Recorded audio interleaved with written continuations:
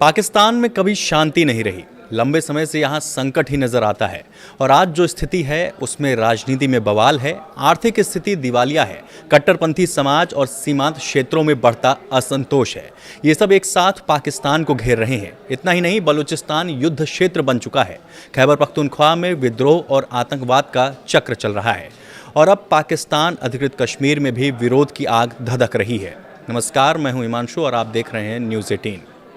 पाकिस्तान में इस वक्त जो हालात बने हुए हैं उसे देखकर ये कहना गलत नहीं होगा कि जल्द ही भारत को नया पड़ोसी मिल सकता है पंजाबिस्तान के तौर पर। जिस तरह से बलूचिस्तान और पीओके में बवाल चल रहा है वो मुनीर के आगे घुटने तो नहीं टेकने वाले हैं। इस वक्त पीओके में हो रहे प्रदर्शन इस्लामाबाद के लिए सबसे खतरनाक संकेत हैं। ये प्रदर्शन न सिर्फ पाकिस्तान की प्रशासनिक पकड़ को कमज़ोर कर रहे हैं बल्कि उसके दशकों पुराने उस दावे को भी चुनौती दे रहे हैं कि वो कश्मीरियों की आज़ादी चाहता है और उनके दुख दर्द में उनके साथ है। सालों तक पीओके के लोग, खासकर मीरपुरी, पाकिस्तान के अंतर्राष्ट्रीय कश्मीर मुहिम के सेंटर में रहे हैं। ब्रिटेन में उनका डायस्पोरा पाकिस्तान की कथा को मजबूत करता है। इसलिए आज पीओके में विद्रोह हो रहा है तो ब्रिटेन में भी इसी तरह के प्रदर्शन देखने को मिल रहे हैं। पीओके के लोगों की शिकायत सीधी और इस्लामाबाद के लिए ज़्यादा खतरनाक है।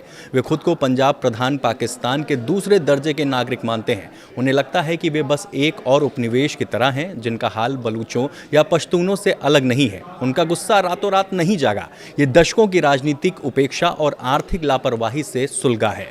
हालांकि इसकी तत्काल वजह पाकिस्तान की लंबी आर्थिक गिरावट रही, लेकिन पाकिस्तान की राजनीतिक व्यवस्था में संसाधन हमेशा पंजाब की तरह झुकते रहे हैं। बाकी प्रांत बचे हुए टुकड़ों पर गुजारा करते थे। ऐसे में अर्थव्यवस्था बिगड़ी तो टुकड़े भी गायब हो गए।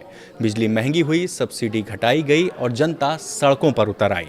आजीविका के मुद्दे से शुरू हुए प्रदर्शन जल्द ही राजनीतिक अधिकारों की मांग में बदल गए। लोगों ने समझ लिया कि उनकी आर्थिक दशा उनकी राजनीतिक स्थिति से अलग नहीं है। सबसे महत्वपूर्ण बदलाव पीओके में पाकिस्तान की कश्मीर कथा का टूटना है। नारे और भावनाएं हकीकत को ज़्यादा देर तक नहीं दबा सकती। इतना सब कुछ ठीक उसी समय हो रहा है जब पाकिस्तान को कूटनीतिक रूप से थोड़ी राहत मिलती लग रही है। 10 साल तक हाशिए पर रहने के बाद जब डोनाल्ड ट्रंप की वापसी हुई तो पाकिस्तान के साथ उनके बढ़ते रिश्ते ने उन्हें एक बार फिर वैश्विक मंच पर प्रासंगिक कर दिया। लेकिन पाकिस्तान का इतिहास सावधानी बरतने की नसीहत देता है।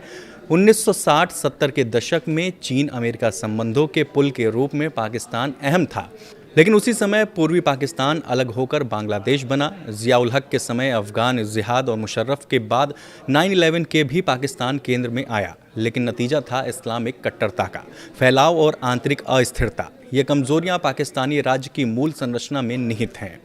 देश में सेना के वर्चस्व ने समस्या को और गहरा किया है। कई जानकार अपने किताब में लिखते हैं कि सरकारें सेना की मंजूरी पर टिकी रहती हैं। जब तक सेना से रिश्ते अच्छे हैं और जब खराब होते हैं तो पीएम जेल में होता है, जैसा इमरान खान के साथ हुआ। बलूचिस्तान, खैबर पख्तूनख्वा और पीओके का असंतोष अलग अलग नहीं है बल्कि एक ही संरचनात्मक समस्या के रूप हैं। पाकिस्तान खुद को मुसलमानों का घर और इस्लाम का गढ़ मानता रहा है, लेकिन व्यवहार में ये पंजाबियों का राष्ट्र बनकर रह गया। अगर यही रुझान जारी रहा तो पाकिस्तान पंजाबिस्तान बनकर रह जाएगा और उसके राज्य कटकर देश बन जाएंगे। फिलहाल इस वीडियो में इतना ही। ऐसी और वीडियो के लिए बने रहिए न्यूज़ 18 के साथ। नमस्कार।